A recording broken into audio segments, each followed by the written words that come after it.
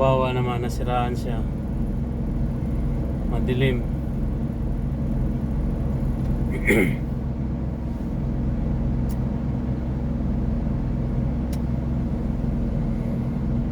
Kaya tinulungan ko kanina ano yung mama Jordanian.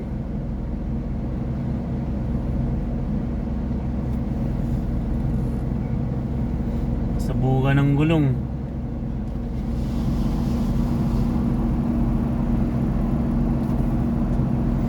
Sabugan ng gulong sa gitna ng desierto.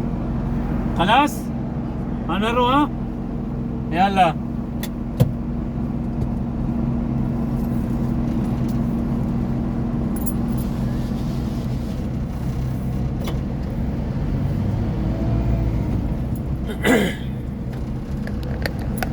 Diba? Nakagawa tayo ng mabuti sa kapwa. Kahit sa ganong paraan man lang. So, tuloy ang biyahe. Siya papuntang Jordan, ako papuntang Tabuk.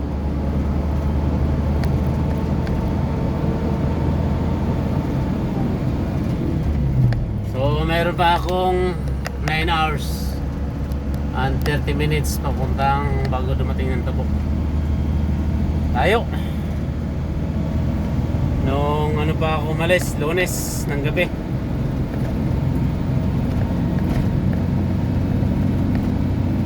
So, kahit pa paano, kahit ganito tayo, nakagawa pa rin tayo ng mabuti sa kapwa natin. Yun ang mahalaga, yung importante. Napagod ako doon, yung gulong.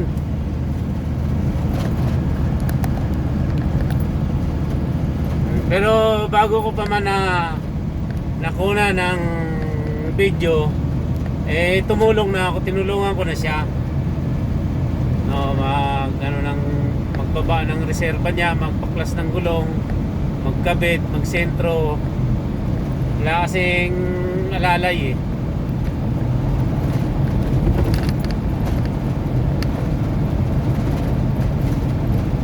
paano?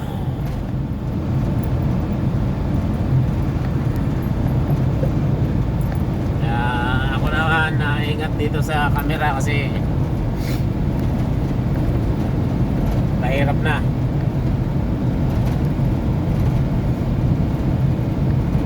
Kaya kung kaya naman, kahit sa maliit na bagay, makatulong tayo sa kapwa, tulungan natin. Kasi oras naman na tayo din ang mga kailangan. I'm sure pagkaloob din sa atin ni Allah. Okay? Sige, bye bye.